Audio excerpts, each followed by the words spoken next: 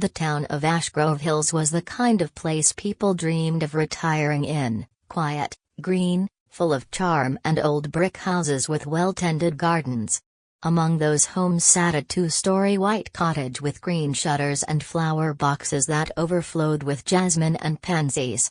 It belonged to the Perrault family, Hugo, Clarice, and their daughter Serena. From the outside, the Perraults were picture-perfect. Hugo, a high school vice principal, wore pressed shirts and drove a vintage Volvo. Clarice, a former child psychology researcher turned stay-at-home parent, was known for her eloquence, polished manners, and her fiercely intellectual opinions on parenting. They hosted neighborhood barbecues, participated in school events, and always seemed just put together. But for Serena, their firstborn, the truth inside that pristine home was anything but ideal. Serena was not raised with lullabies or bedtime stories. From the moment she could sit upright, Clarice had a plan. Everything in Serena's early life was designed to mold her into a prodigy. Clarice subscribed to a dozen parenting magazines, followed developmental charts religiously, and tracked Serena's milestones with obsessive precision. Serena's crib wasn't filled with plush toys but with educational tools, black and white contrast cards, texture pads, audio recordings of classical languages. At just 9 months, she was subjected to stimulus response routines that Clarice read about in a developmental neuroscience book. There was no room for whimsy or mistake. It wasn't about being a child, it was about becoming exceptional. At first, Serena tried. She wanted to please. She followed the color-coded flashcards, recited the days of the week in 3 languages, and sat perfectly still during music listening time. But as she grew older, it became clear she wasn't meeting her parents' expectations. She struggled with math games, found puzzles frustrating, and preferred scribbling clouds and trees in her sketchpad to learning phonetics. Clarice's disappointment came slowly but steadily. She didn't yell or scold, not outright. Instead, she sighed heavily, took notes in her parenting journal, and made comments under her breath. "She's not retaining sequences the way she should," Clarice muttered one day as Serena sat quietly drawing on the floor. Hugo, always more distant, nodded with concern. "We might have to reevaluate our approach. If we don't catch this early, it'll affect her whole trajectory."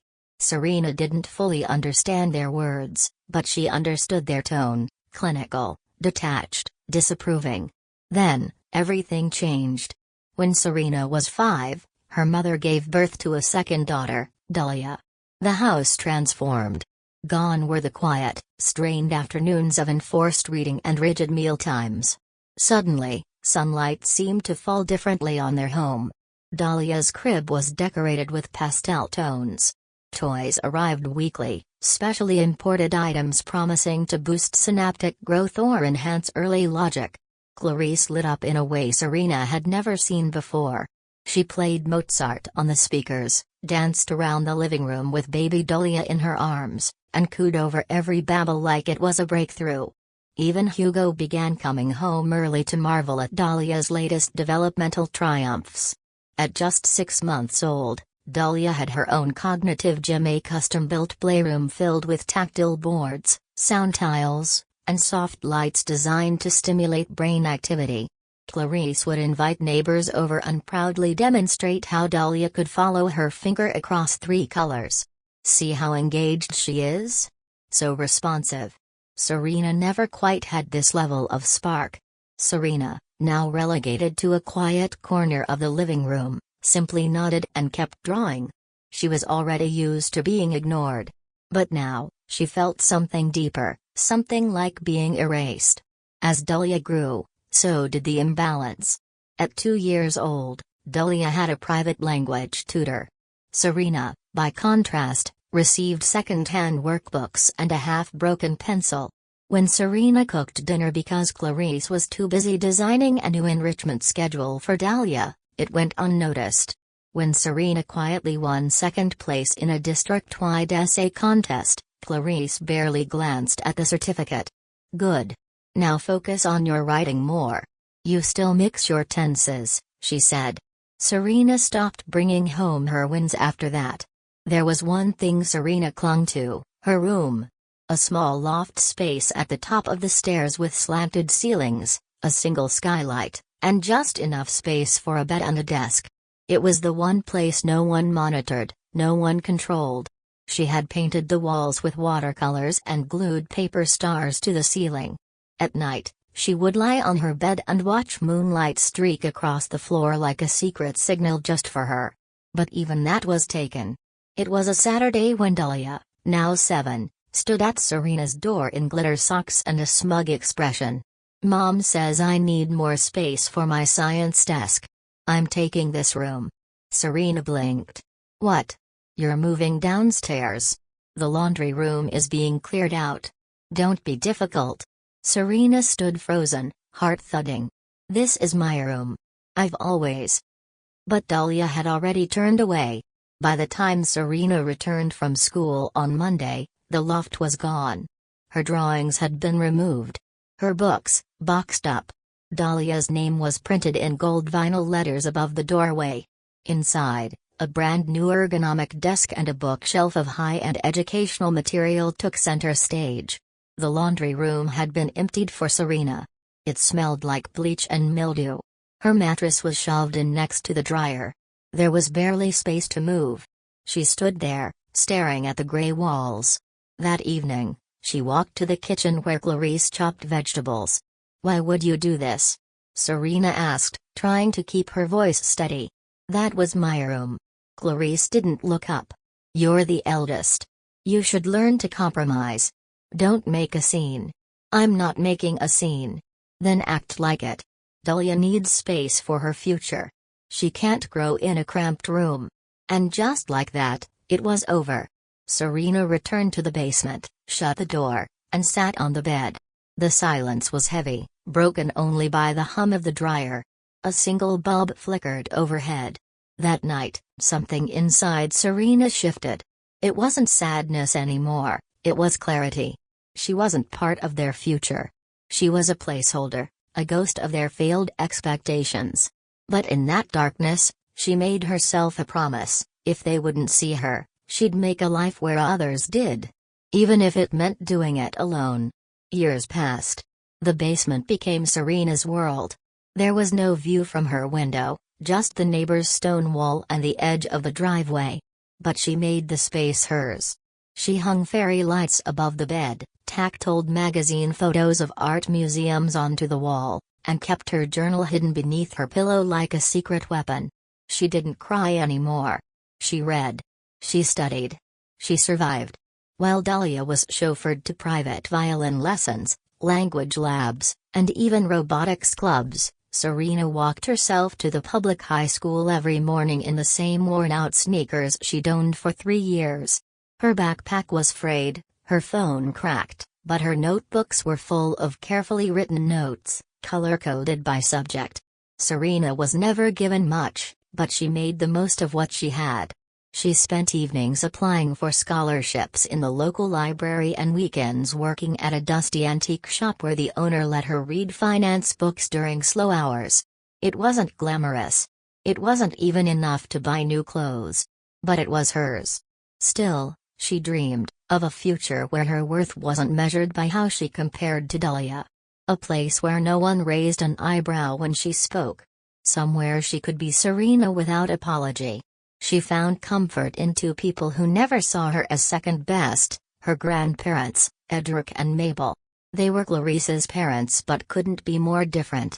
Edric, a retired mechanic with grease still under his fingernails, always called Serena Tiger, his affectionate nickname for her tenacity. Mabel, warm and kind with soft hands and a sharper tongue than expected, made Serena her famous apple cake every time she visited. They never forgot her birthday. They came to her school play, even when her parents didn't. They sent her books on economics, art, and design, things they knew she liked. "They're just books," Mabel once said when Clarice scoffed at her for spoiling Serena. "But they remind her she matters." One night, when Serena was 17, Edric and Mabel came for dinner. The house was cleaner than usual, as Clarice always prepared for them like the queen was visiting. Dahlia was dressed in a pale yellow dress and presented a performance, reciting a poem in Latin, demonstrating a logic puzzle. Clarice beamed. Hugo nodded as if watching royalty. But when Mabel turned to Serena and asked, "So, sweetheart, any plans for after school?" the room went quiet. Serena sat up, heart pounding. "Actually, yes. I applied to Howridge University and Briarstone. I got into Howridge's business program with a partial scholarship. If I secure the rest through grants, I can attend." For a moment, Edric smiled wide. But Clarice's voice came in sharp and fast. "We've talked about this already," she said, slicing her food with a little too much force. "We can't support Serena's tuition." Serena blinked. "But you said the college fund was for both of us." Hugo spoke next, as if reading from a prepared script. "Dahlia's upcoming science immersion is more critical. Her path to academia is clearer. You can look at community college. That's more realistic." Realistic. It struck like a slap. Not practical. Not responsible. Just another word for not good enough. Serena nodded slowly. "So, everything you saved. It's for her." Clarice didn't even flinch. "We have to invest where there's the most potential." Silence fell over the table. But then, Mabel placed her fork down. "I'm sorry," she said firmly, looking directly at Clarice. "But this is not acceptable." "Mom, please," Clarice started, but Edric cut in. "She's our granddaughter too. And we've seen how hard she works. You're not pushing her aside. Not this time." Later that night, after the awkward dinner ended and Hugo disappeared into his home office, Serena was helping clear the plates when Mabel pulled her aside. Her voice was soft but unwavering. "We're paying for your tuition." "What? No. I can't let you." "You can," Edric added, stepping beside his wife. "You will. No loans. No worries. We've been saving for years, Serena. Not just for emergencies, but for something meaningful." Serena's eyes burned with tears. "Why would you do this for me?" "Because you've earned it," Mabel said. "You've never asked for more than what you deserved. And you've never stepped on anyone to get there." That fall, Serena packed her few belongings into a second-hand suitcase and boarded a train to Howridge University. Clarice barely said goodbye. Hugo reminded her to budget carefully. Dahlia didn't even look up from her phone. But Serena didn't look back. Howridge was nothing like home. Professors noticed her. Classmates invited her into study groups. Her part-time job at a campus cafe introduced her to friends who asked about her day and meant it. She wasn't compared to anyone. She wasn't told to dim down. She wasn't invisible. She was Serena. Each Sunday, she called Edric and Mabel. She told them about her classes, her part-time job, the club where she was just elected treasurer. Mabel never missed a call. Edric always ended every chat with, "Tiger, we're proud of you." For the first time, Serena felt like she was building something that couldn't be taken away. In her third year, something incredible happened. Professor Whitman, her finance professor, called her after class. "Serena," he said, "I'm nominating you for an elite internship at Beaumont and Day, one of the top firms in the city. It's highly competitive. But I think you have something rare." She spent the next week preparing. The interview was intense. 3 executives, high-rise office, glass walls, and pressure in every breath. One question stood out: what's more important, data or instinct? She smiled. Both. But instinct gives data a story. And stories move people, and markets. 3 days later, she got the call. She had the internship. That summer changed her life. By the time she graduated, she had offers from 3 firms, including a full-time position at Beaumont and Day. Serena took it. She didn't post online. She didn't throw a party. Instead, she took a train back to Ashgrove Hills and placed the offer letter on Edric and Mabel's coffee table. They both read it silently. Then Edric looked up, eyes misty. "Our little tiger," he said. "You made it." And in that quiet living room with its sagging couch and worn rug, Serena realized something profound. She had finally been seen. Not for what others wanted her to be, but for who she really was. Serena never planned grand celebrations. She wasn't the type to chase applause or bask in the spotlight. But when she was promoted to senior strategic analyst at Beaumont and Day, the youngest ever to hold the role, it felt too big to ignore. Not because of the title, or the generous pay raise, or even the praise from the firm's senior partners. It was because she had made it, on her own terms. She thought about all the nights in the cold basement, the silence from her parents, the books she read under dim bulbs, and the whispered phone calls with Edric and Mabel. This wasn't just about career success, it was proof that she had built something real from nothing. So, for once, she decided to celebrate. She planned a modest event, an evening with music, good food, and people who had supported her. She wanted to make it about gratitude, especially for her grandparents who had been her emotional lifeline.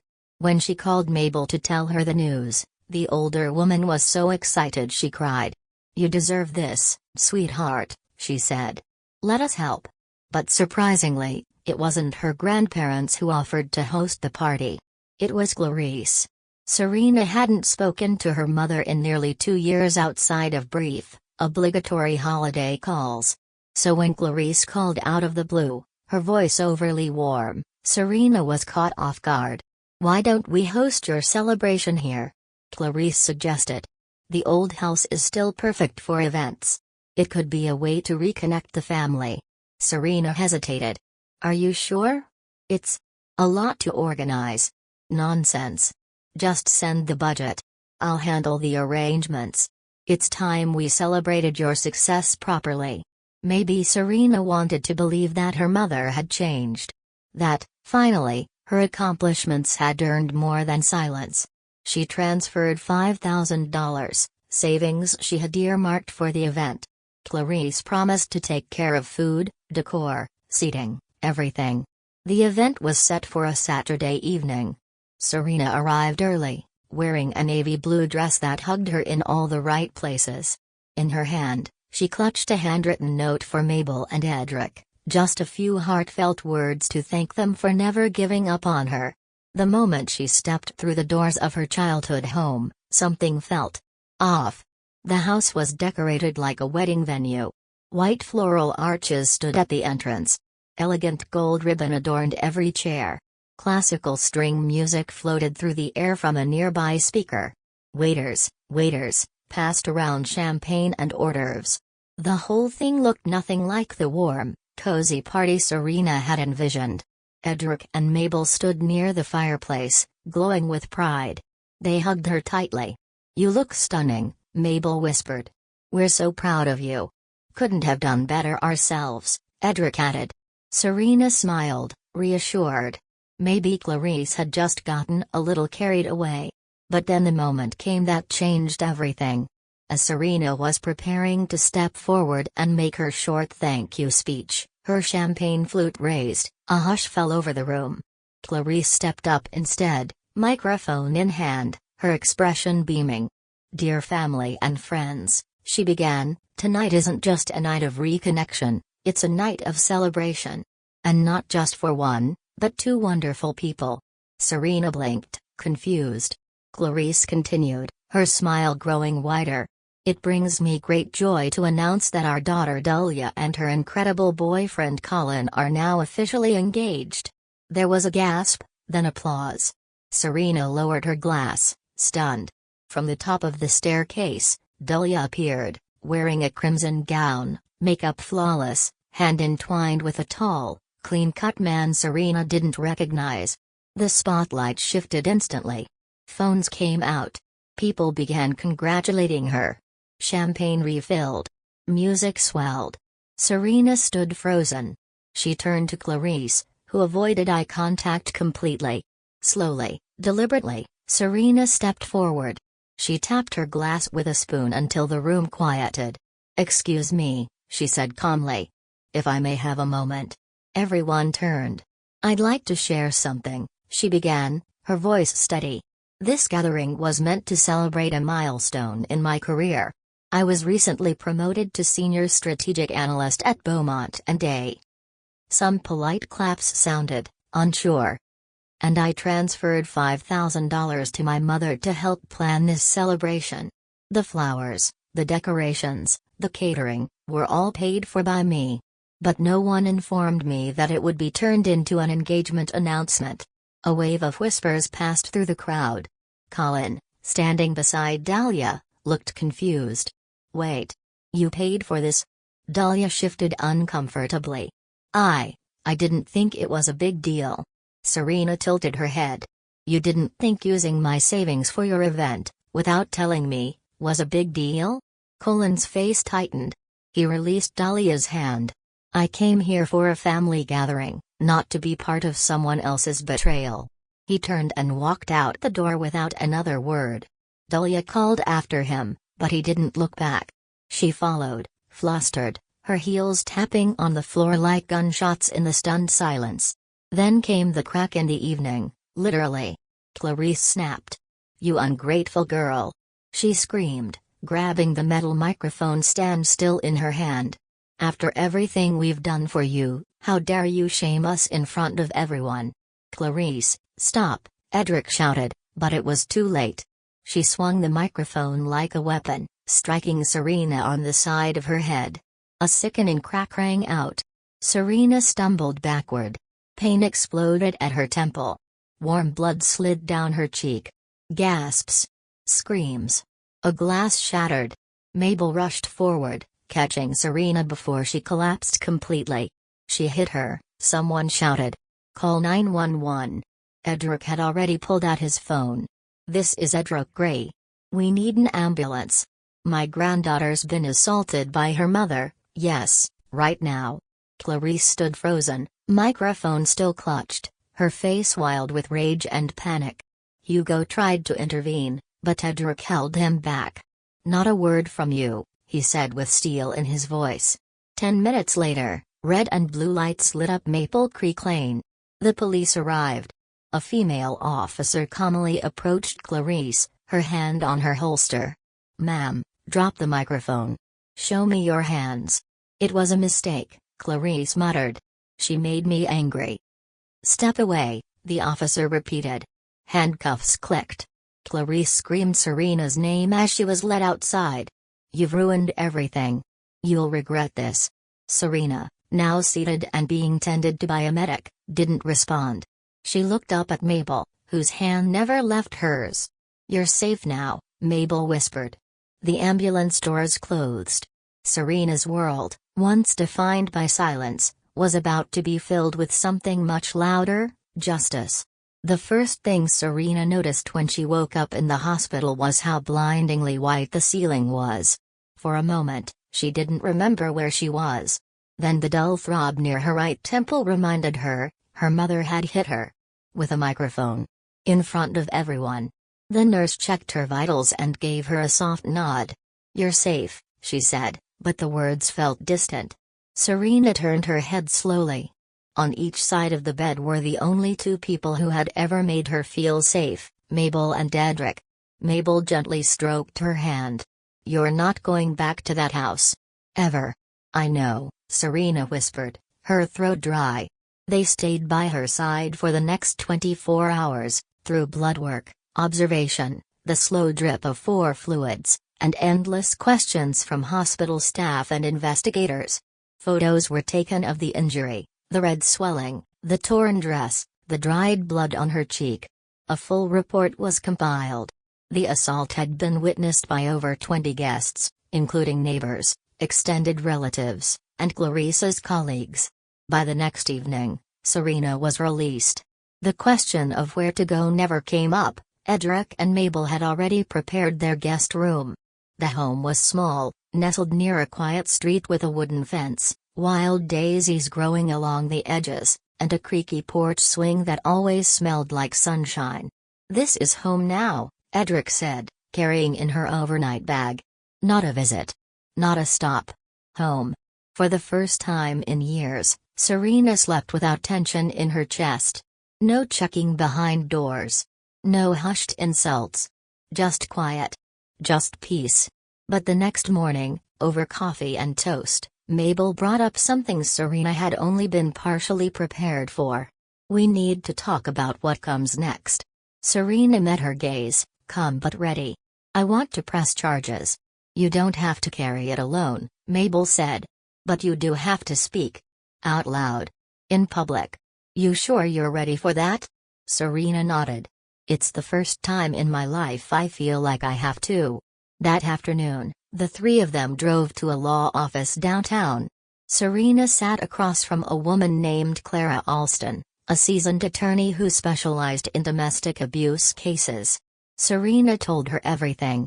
She spoke of the years in the basement, the dismissed achievements, the financial betrayal, and of course, the final act of violence. She handed over the medical documents, the witness list, the police report. She did it without trembling. Clara listened carefully, then leaned back in her chair. "You've got a solid case. This isn't just about one night. This is years of emotional abuse culminating in physical assault. I'll represent you. And we're going to make sure you're heard." Filing the charges was just the beginning.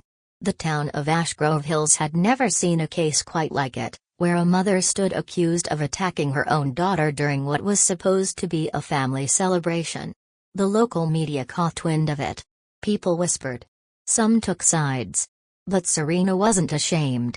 When the day of the hearing came, she stood in front of the courthouse wearing a navy blazer, soft heels, and a calm expression. Her grandparents flanked her, proud and resolute. Inside the courtroom, it was standing room only. Clarice sat at the defense table, pale and stiff in a gray pantsuit. Hugo was behind her, not out of support, but obligation.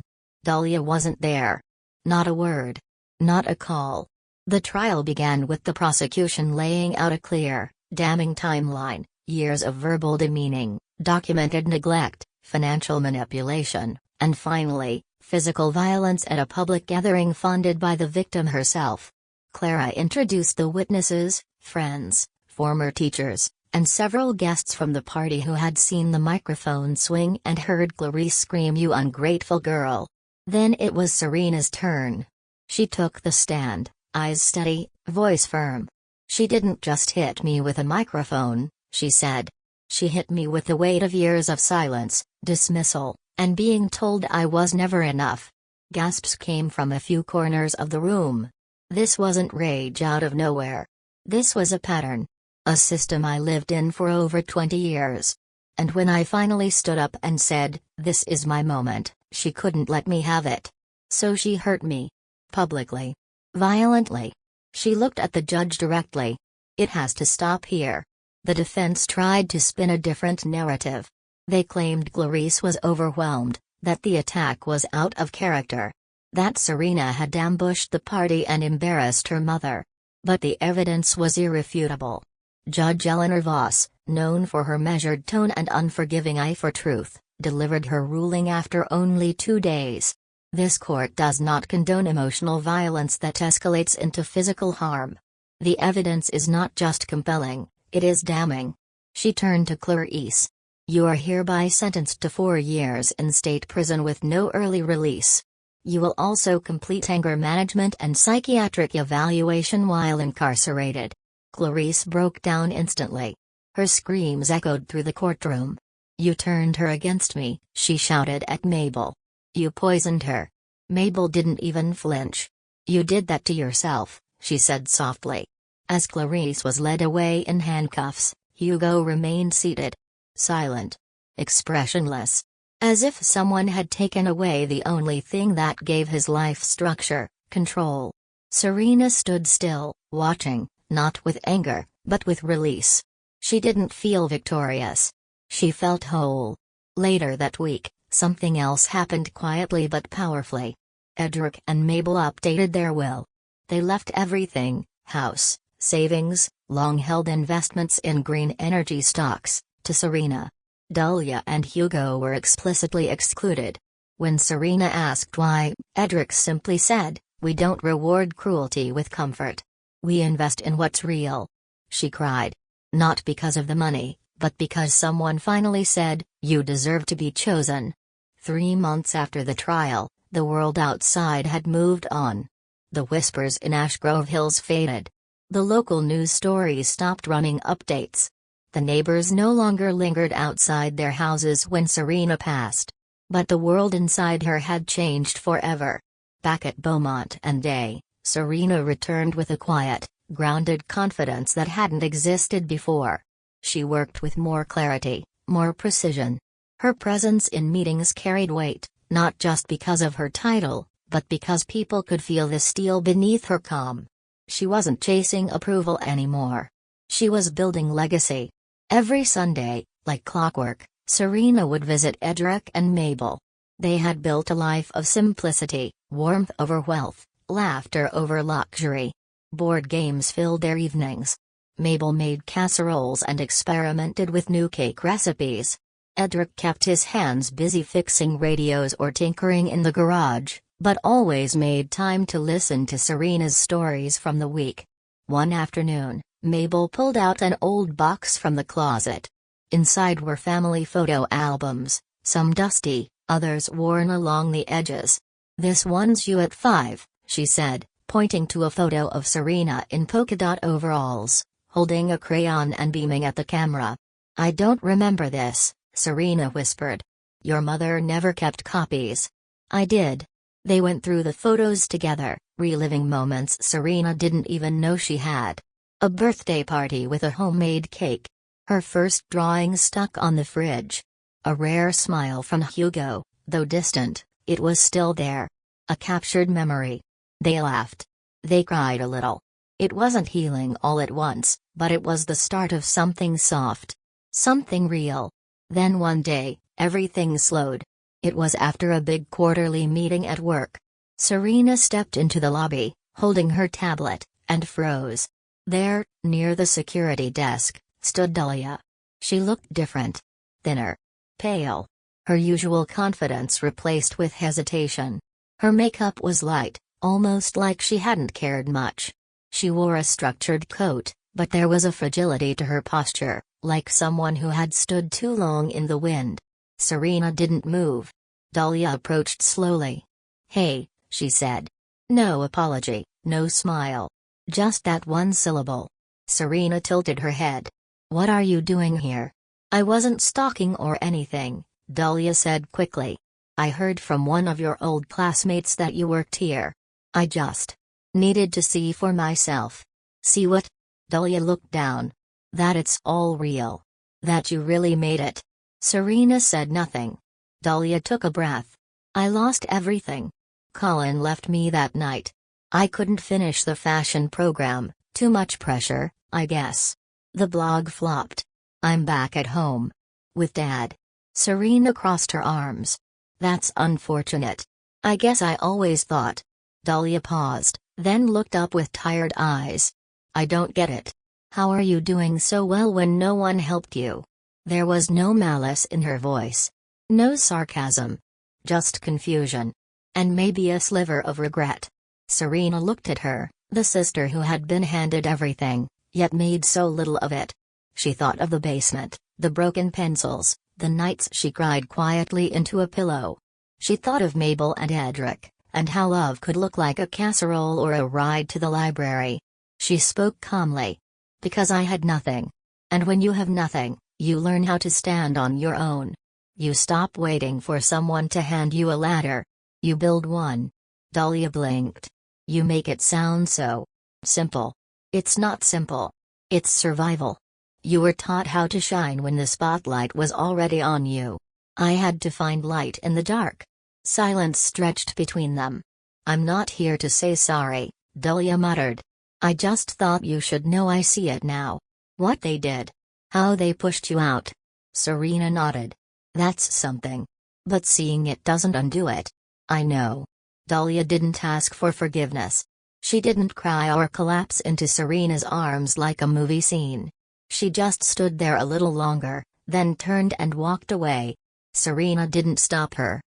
Months turned into a year. Clarice remained in prison. From what Serena heard through distant channels, she wasn't adjusting well. Mandatory therapy sessions, isolation from her former social circle, and the echo chamber of her own ego had taken their toll. Hugo sold the house on Maple Creek Lane. No one said goodbye. Serena never visited her mother, never wrote a letter, and never once thought she owed her closure. Instead, she poured her energy into the future. At Beaumont and Day, she launched a new internal mentorship program, one specifically for interns and junior staff who came from underrepresented or low-income backgrounds. It wasn't flashy, but it mattered. For the first time, someone in the boardroom was thinking of kids like the version of Serena who once studied by flashlight. At home, Edric and Mabel's health began to wane. Small things at first, missed keys, tired walks. Serena adjusted her schedule.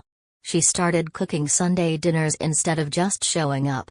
She helped Mabel organize medication, drove Edric to doctor's appointments, and made sure the house had everything they needed. One evening, Mabel handed her an envelope. It contained a letter. It read, "You've always been more than we could have asked for.